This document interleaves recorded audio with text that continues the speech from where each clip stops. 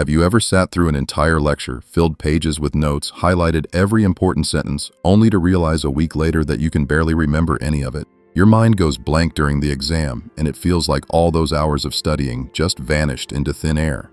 Meanwhile, somewhere in Tokyo, a student your age is mastering thousands of complex kanji characters, each one with multiple meanings and pronunciations, and they remember them all for life. What makes the difference? It's not about intelligence. It's not about having a photographic memory. It's about understanding how your brain actually works and using that knowledge to your advantage.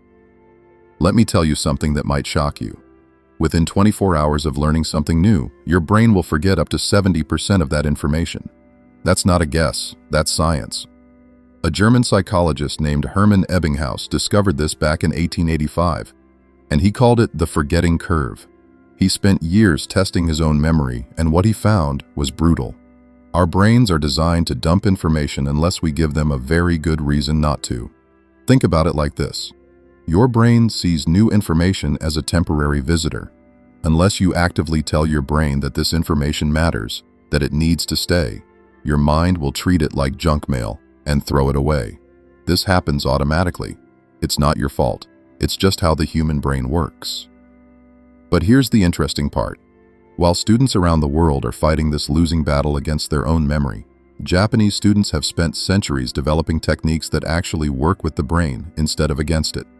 These aren't magical tricks or shortcuts. These are methods based on deep understanding of how memory formation actually happens, and today, you're going to learn exactly how they do it. Let's start with the most powerful technique, and it comes from ancient samurai training. Think about how most people study. They read their textbook once, maybe twice. They review their notes before bed. They look at flashcards on the bus. Everything is about input, input, input, putting information into the brain. But here's what they're missing. The most important part of learning isn't putting information in, it's pulling information back out. This is called active recall, and it's the difference between students who ace their exams and students who can't remember what they studied yesterday. Centuries ago, young samurai warriors would go on something called Musha Shugyo. This was a journey where they would leave their comfortable training halls and travel across Japan, facing real opponents in real combat. There was no sensei standing next to them whispering the right moves. They couldn't pause the fight to check their notes. They had to reach into their memory under pressure and pull out the techniques they had learned. That struggle, that mental effort to recall what they knew without help, that's what made the memories permanent. This is exactly what active recall does for your brain. When you force yourself to remember something without looking at your notes, your brain has to work. It has to search through its neural pathways, find the information, and bring it back to consciousness. That process, that slight struggle, is what creates strong memory connections. Every time you successfully recall something from memory, the pathway to that information becomes a little bit stronger, a little bit faster, a little bit more permanent. Here's what this looks like in practice. After you finish studying a chapter, close the book completely. Take out a blank piece of paper. Now write down everything you remember. Don't peek. Don't check your notes. Just write. It's going to feel uncomfortable. You might get stuck. You might realize you don't remember as much as you thought. That discomfort is good. That's your brain building new connections. That's actual learning happening. Or try this. Get a friend to quiz you. Have them ask you random questions from your study material. No multiple choice. No hints. Just questions that require you to pull the answer from your memory. Most students hate this because it exposes what they don't actually know, but that's exactly why it works. Now, even when you're using active recall, there's another problem that pops up. What happens when you have 10 chapters to memorize, 200 vocabulary words to learn, and 3 different subjects to master all in the same week? Most students try to tackle everything at once. They sit down for a massive 6-hour study session and try to cram it all in, and then they wonder why nothing sticks. This is where we need to talk about breaking learning into small steps and mastering one tiny piece before moving to the next. This concept, popularized by Japanese education through the Kumon method, has transformed how millions of students approach learning worldwide. Toru Kumon created this approach for his own son back in the 1950s. He noticed that when his son tried to learn too much at once, nothing stuck. But when he broke complex math problems down into tiny, manageable steps, his son could master each one completely before moving forward. Instead of trying to memorize an entire chapter in one sitting, you focus on mastering just one concept, just one formula, just one idea. You practice it until you get it right every single time. Then, and only then, do you move to the next small step. The difficulty increases so gradually that you barely notice it. But over time, these tiny improvements compound into massive results. Think about compound interest, but for your brain. If you improve by just 1% every single day for a year, you don't end up 365% better. You end up 37 times better. That's the power of small, consistent improvements. It requires patience. You might spend an entire week on one chapter, focusing on just one new topic each day. But here's what happens. That information doesn't just stay in your brain for the exam.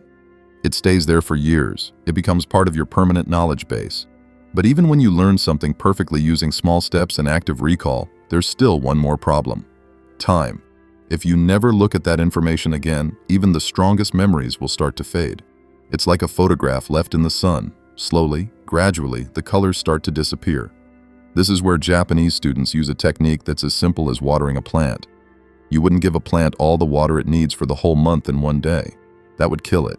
Instead, you give it small amounts of water at regular intervals. Memory works exactly the same way. Scientists call this spaced repetition, and it's one of the most powerful memory techniques ever discovered. The idea is simple. You review information at specific time intervals designed to catch it just before you forget it. Here's the exact schedule that works. After you learn something new today, review it for 5 minutes tonight before you go to sleep. Then review it again in 3 days. Then look at it again after 1 week. Finally, review it one more time after 1 month. That's it. Just 4 review sessions, strategically timed. But those 4 reviews will make that information stick in ways you've never experienced before. Research consistently demonstrates that when you follow this pattern, the forgetting curve that normally destroys your memory becomes almost flat. Information that would normally disappear in a week stays in your brain for months or even years. Think about how Japanese students memorize kanji. These aren't simple alphabet letters. Each kanji can have multiple readings, multiple meanings, multiple contexts where it's used. And there are over 2,000 of them that students need to know. They don't memorize all 2,000 in one marathon study session. They use spaced repetition. Now here's where most students make another critical mistake. They study one subject for 3 hours straight, then switch to another subject for 3 hours, then another. They think focused, uninterrupted time on one topic is the most efficient way to learn. They're wrong. Think about an athlete who only trains one muscle group every day. Monday is arm day, so they do nothing but arm exercises for 3 hours. Tuesday is leg day, so they do nothing but leg exercises. What happens? Their body becomes unbalanced. Your brain works the same way. This is where interleaved practice comes in. When you study one subject for hours without switching, your brain gets comfortable. It settles into a pattern. And while that might feel productive, you're actually missing out on one of the most powerful aspects of learning. Mental flexibility. Interleaved practice means you study different subjects or different types of problems in short blocks, mixing them up instead of doing them all at once. For example, you might study math for 25 minutes, then switch to physics for 25 minutes, then switch to history. For 25 minutes, then go back to math. You're constantly forcing your brain to shift gears, to adapt, to pull different types of information from different mental compartments. This sounds harder than studying one thing for hours, and it is. That's exactly why it works. When you switch between subjects, your brain has to work to make the transition. It has to let go of one set of rules and grab onto another. That extra mental effort creates stronger, more flexible memory networks. Here's the real benefit. During an exam, questions come in random order. You might get a history question, then a math problem, then a science question. If you've only practiced each subject in long, uninterrupted blocks, your brain isn't ready for that kind of switching. But if you've practiced interleaved learning, your brain is already trained to jump between different types of thinking. Japanese students understand this instinctively. They don't study one subject all day. They mix different types of practice within the same study session. But we've saved the most powerful technique for last. This one comes from the Japanese concept of the sensei, the teacher who has mastered their craft so completely that teaching becomes second nature. Here's the secret. If you want to truly master something, you need to teach it to someone else. This isn't just about being helpful or sharing knowledge. This is about transforming your own understanding into something permanent. There's actually a scientific name for this. It's called the Protégé effect. When you prepare to teach something to another person, your brain organizes the information differently. You can't just memorize random facts anymore. You have to understand how everything connects.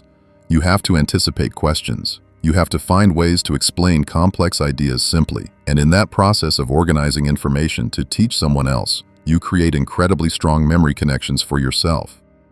After you finish studying something, imagine you have to teach it to someone who knows nothing about the topic.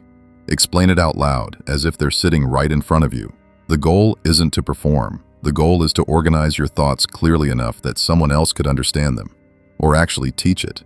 Find a friend, a family member, anyone who's willing to listen. Walk them through what you learned. When you get to a part where you stumble or can't explain clearly, that's gold. That's exactly what you need to review. Japanese students take this very seriously. Study groups often include sessions where each student takes turns teaching different concepts to the others. They know that the person doing the teaching is learning just as much, if not more, than the people listening. The act of teaching forces you to confront gaps in your knowledge that passive studying would never reveal. Now let's put this all together. Active recall forces your brain to retrieve information, making the initial memory strong. Breaking learning into small steps ensures you're never overwhelmed. Spaced repetition keeps memories fresh over time, preventing the forgetting curve from erasing your hard work. Interleaved practice makes your memory flexible and adaptable to different contexts. And teaching others transforms surface-level knowledge into deep, permanent understanding. When you combine these techniques, something remarkable happens. Your memory stops being a weakness and becomes a superpower. Let me give you a practical example. Let's say you're studying biology and you need to learn about cellular respiration. First, you break it down. Day 1, you focus on understanding glycolysis, just that one step. You study it, you use active recall by closing your notes and writing out everything you remember. When you can explain glycolysis perfectly without looking at your notes, you're done for the day. Day 2, you review glycolysis quickly, using spaced repetition. Then you move to the Krebs cycle. Same process. Active recall. Self-testing. Making sure you really understand it. By day 4 or 5, you teach the entire process to a friend or family member. You draw it out. You explain each step. You answer their questions. Then you follow the spaced repetition schedule. Review it all 3 days later. Review it again 1 week later. Review it 1 month later. And here's what happens. That information doesn't disappear after the exam. It stays with you. These techniques work for any subject, any age, any level of difficulty. The principles of memory are universal. But here's the hard truth. These methods feel different from what you're used to. Active recall is uncomfortable. Breaking learning into small steps requires patience when you want quick results. Spaced repetition demands discipline to review material even when you feel like you're done. Interleaved practice feels messier and less organized than studying one thing at a time. And teaching others requires confidence and vulnerability. But that discomfort is temporary. The results are permanent. You can keep doing what you've always done, fighting against your brain's natural tendencies and wondering why nothing sticks. Or you can start using these proven techniques today and finally unlock the memory you've always wished you had.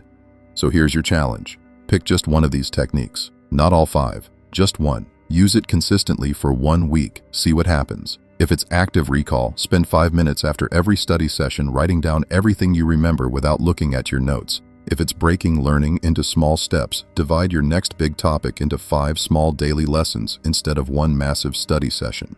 If it's spaced repetition, set reminders to review today's material in 3 days, 1 week, and 1 month. If it's interleaved practice, set a timer and switch subjects every 25 minutes. If it's teaching, explain what you learned to anyone who will listen. 1 technique, 1 week. Watch how your memory transforms. Then add another technique, then another. Before you know it, you'll have built a complete system for permanent learning. The same system that allows Japanese students to master thousands of kanji characters. The same system that has been refined and proven over centuries. The same system that can turn you from someone who forgets everything by next week into someone who builds knowledge that lasts a lifetime. Your brain is capable of incredible things. It can remember vast amounts of information. It can make complex connections. It can learn and adapt and grow. But only if you give it what it needs. Only if you work with it instead of against it. These Japanese memory techniques are your blueprint for doing exactly that. Now go use them. Thank you for watching.